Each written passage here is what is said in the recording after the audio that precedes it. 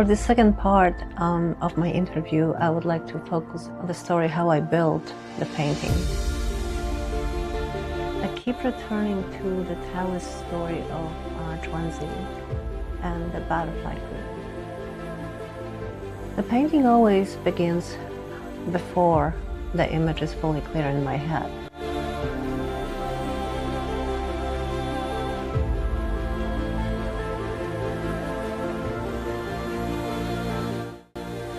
For me, the first stage is about establishing atmosphere, a movement, and a kind of visual climate this painting can grow out of.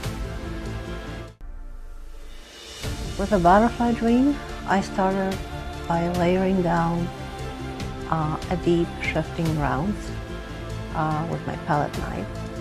I wanted the surface to feel spacious but not empty. So the early layers were about tone, flow, and tension.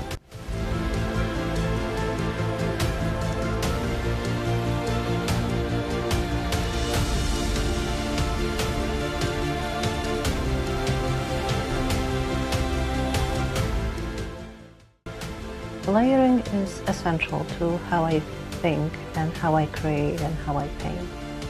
I use acrylics, but I also add inks, graphite, sometimes different textures, and at times also metallic powder pigments.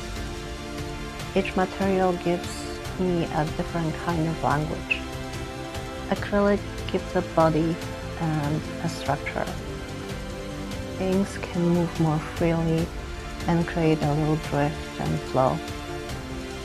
Graphite, on the other hand, lets me draw into the surface, almost like I'm leaving behind traces of thought.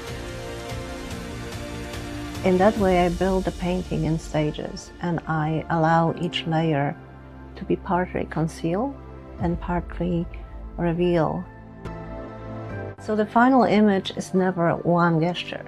It's accumulations of decision and interruptions, and very often many returns. My work often seems to move between abstractions and image. The balance between abstractions and realistic elements is central to my work. I think of it as keeping enough form of human contact while letting abstraction carry the deeper content. In Butterfly Dream, I wanted the sensations of emergence, so the form is suggested rather than fully declared. That gives the viewer something to recognize, but also something to enter without knowing where we're going. Abstraction allows the painting to remain open. It allows the surface to hold memory, psyche, it's there, the atmosphere is there. A change without forcing everything into a fixed reading. This is the butterfly. We don't know it's a butterfly or it's a person. But it's still, I want enough structure that the viewer has a place to connect. So the process becomes a negotiation. How much to reveal, how much to dissolve, and how much to let remain unresolved. The composition has a sense of motion, but also a stillness. That balance comes through proportion, flow, and also restraint. I use sweeping gestures to create a movement, but I counter that with quieter passages, soft threshold, translucent veils, moments where the eye can rest. The color palette also helps hold that paradox. I tend towards sky blues, cloud whites, earth tones, and muted atmospheric hues. But I punctuate them with moments of contrast and darker elements. That contrast is important because it carries the tension between stillness and emotion, between sleep and awakening, as in the idea of Butterfly Dream, seen and unseen.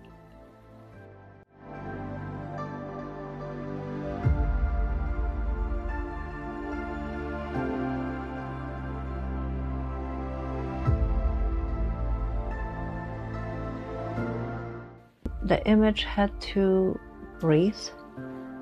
It had to feel suspended in time. That's really important for me, the receiving that image, not just visually, but also emotionally. I hope the viewers feel invited inward to slow down.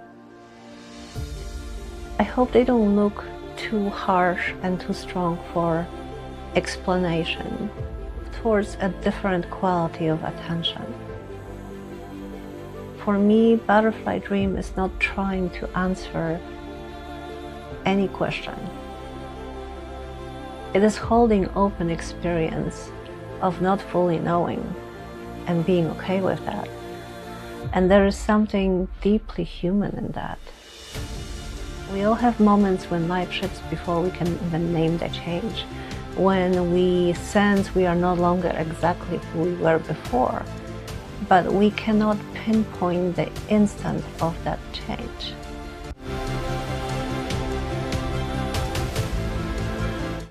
That is the territory this particular painting lives in.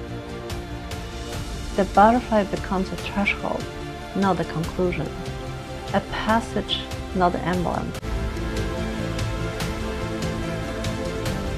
If the work succeeds, as I was hoping, it offers the viewer a place where the visible world and the inner world, for a brief moment, interact, where something quieter, deeper, and more transformative can emerge.